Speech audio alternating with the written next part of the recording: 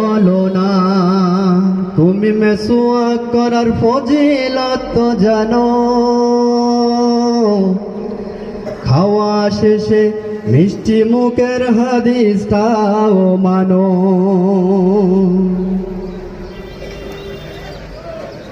তুমি যে কালিমার দাওয়াত দিলে বুকে টেনে তুলে, দেখো সেই কালিমার দাওয়াত দিয়ে কত জন আছে জ্বলে।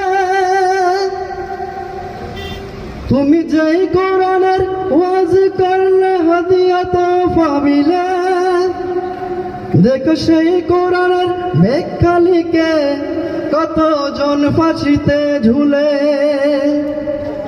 তুমি যেই কালিমার দাওয়াত দিলে বুকে টেনে তুলে, দেখো সেই কালিমার দাওয়াত দিয়ে কত জন গিয়েছে জেলে।